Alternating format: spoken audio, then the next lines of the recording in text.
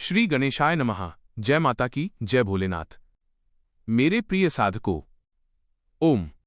सूर्य देव की उपासना साक्षात परमात्मा के दर्शन के समान है। जब हम जीवन के युद्ध में थकने लगें, जब बाधाएं हमें चारों ओर से घेर लें, तब आदित्य हृदय स्तोत्र वो अमोघ अस्त्र है जो हमें विजय दिलाता है। रामायण के अनुसार जब भगवान श्री राम रावण से युद्ध करते समय कुछ चिंतित थे, तब महर्षि अगस्त्य ने उन्हें इस दिव्य स्तोत्र का उपदेश दिया था। आइए बहुत ही सरल भाषा में इस पावन स्तोत्र के मुख्य अंशों और उनके अर्थ को समझते हैं। आदित्य हृदय स्तोत्र का सरल भावार्थ। यह स्तोत्र केवल मंत्रों का समूह नहीं, बल्कि सूर्य की अनंत शक्तियों का वर्णन है। 1। युद्ध क्षेत्र में महर्षि अगस्त्य का आगमन।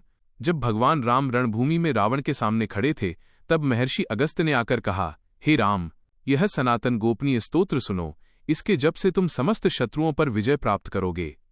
2। सूर्यदेव की महिमा। ब्रह्मा, विष्णु और शिव के रूप में।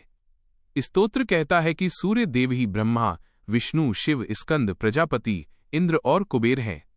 वे ही पितर हैं, वे ही वसु हैं और वे ही प्राणों के स्वामी हैं। अर्थ, संसार की समस्त शक्तियां सूर्य में ही समाहित हैं। वे ही सृजन करते हैं, वे ही पालन करते हैं और वे ही अंधकार का संहार करते हैं। 3। अंधकार और पापों के नाशक। सूर्यदेव को तमीस्रघ्न, अंधकार का नाश करने वाला, और शत्रुघ्न, शत्रुओं का नाश करने वाला कहा गया है। वे कृतघ्नता और अज्ञान को दूर करने वाले हैं। 4। स्तोत्र का फल। ऋषि कहते हैं कि जो व्यक्ति घोर विपत्ति में, भय में या रोगों से घिरा होने पर इस स्तोत्र का पाठ करता है, वो कभी दुखी नहीं होता। भगवान राम ने इसका 3 बार आचमन करके पाठ किया और फिर रावण पर विजय प्राप्त की। पाठ करने की विधि और नियम। मेरे प्रिय साधकों, शास्त्रों के अनुसार इसका पाठ करते समय इन छोटी छोटी बातों का ध्यान रखेंगे तो लाभ शीघ्र मिलेगा। समय। सबसे उत्तम समय सूर्योदय का है। उगते हुए सूरज के सामने मुख करके पाठ करना अत्यंत फलदायी होता है। शुद्धि। स्नान आदि से निवृत्त होकर तांबे के पात्र में जल लेकर सूर्य देव को अर्घ्य दें। आसन। कुशा या ऊनी आसन का प्रयोग करें। एकाग्रता। पाठ करते समय मन में सूर्य देव के प्रकाश का ध्यान करें और विश्वास रखें कि आपकी सभी बाधाएं भस्म हो रही हैं।